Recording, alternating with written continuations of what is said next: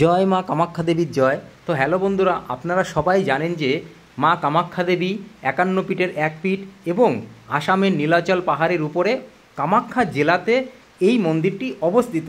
তো এর আগের ভিডিওগুলোতে আমি দেখিয়েছি কিভাবে আসবেন, তার যে রুট ম্যাপ, সেই রুট ম্যাপটা আপনাদের দেখিয়েছি। তো আজকের ভিডিওতে জানাবো যে এখানে এসে লাইন দিয়ে কীভাবে পুজো দেবেন এবং কখন মন্দিরটি খোলে এবং কখন এসে আপনাকে লাইন দিতে হবে।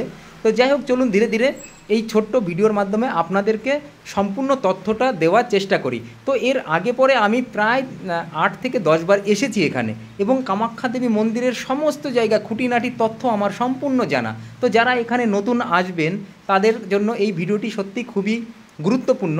তো দেখুন, এখানে আপনাকে এসে ভোর ৫টার সময় বা তার আগে এসেও লাইন দিতে হবে। কামাখ্যা দেবী মন্দিরটি খোলা হয় ৭:৩০টার পরে। তো ৭:৩০টার পরে আপনাকে ধীরে ধীরে ওই লাইনটাকে ভেদ করে সামনের দিকে এসে বিভিন্ন যে ক্রাইটেরিয়া আছে, অর্থাৎ আপনার আই টেস্ট হবে।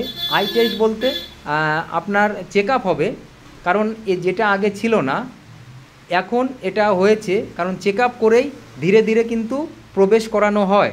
তো যাই হোক, আপনারা যারা আসবেন লাইন ধরে ধরে একটা কিছু জনকে সামনের দিকে দেওয়ার পরে আবার কিন্তু কয়েকজনকে রেখে দেওয়া হবে, আবার দেওয়া হবে। এইভাবে ধীরে ধীরে কিন্তু আপনাদেরকে সামনের দিকে এগিয়ে গিয়ে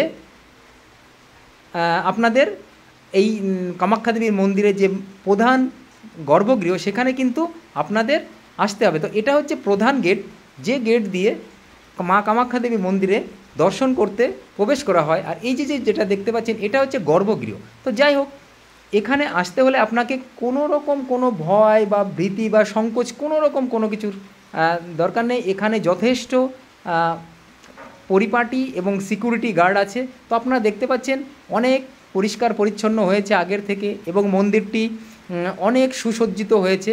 তো আজকের দিনে প্রচুর সংখ্যক লোক কম থাকার কারণ হচ্ছে আজকের দিনে প্রচুর রৌদ্র ছিল, যার ফলে লোক সংখ্যা একটু কম আছে। তো এখানে আপনি ভিডিও বা রিলস বা ফটোশ্যুট যাই করবেন না কেন সব করা যাবে। তো আপনি এখানে এসে পয়সা দিয়েও ফটো তুলতে পারবেন, মানে তোলাতে পারবেন, অসুবিধা নাই। দেখতেই পাচ্ছেন প্রচুর জন এসেছেন, ফটোগ্রাফার কিন্তু দাঁড়িয়ে থাকে।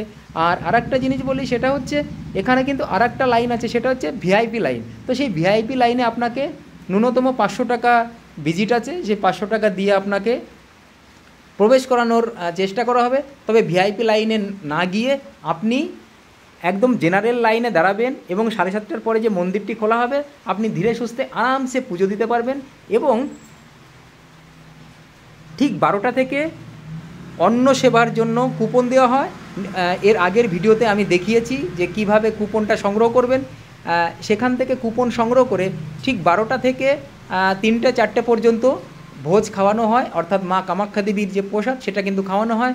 অসাধারণ সুন্দর, যে একবার এই মায়ের ভোগ প্রসাদ খেয়েছেন তারা বারবার এখানে ভোগ প্রসাদের জন্যই হোক বা মা কামাখ্যা দেবী মন্দিরের দর্শন করতেই হোক, তারা কিন্তু বারে বারে আসেন। তো যে জায়গাটা দেখতে পাচ্ছেন এখানে কিন্তু ধূপকাঠি বা মোমবাতি জ্বালিয়ে কিন্তু মা কামাখ্যা দেবীর প্রার্থনা করা হয়। তো আপনারাও আসবেন, আপনারা এসে আপনাদের যে মনোকামনা সেটা অবশ্যই রাখবেন। মা অবশ্যই আপনাদের মনোকামনা পূর্ণ করবেন। তো কমেন্ট বক্সে জয় মা কামাখ্যা লিখতে ভুলবেন না। আপনার একটা লাইক, কমেন্ট এবং শেয়ার আরও ভালো ভিডিও বানাতে সাহায্য করে। ধন্যবাদ সবাইকে।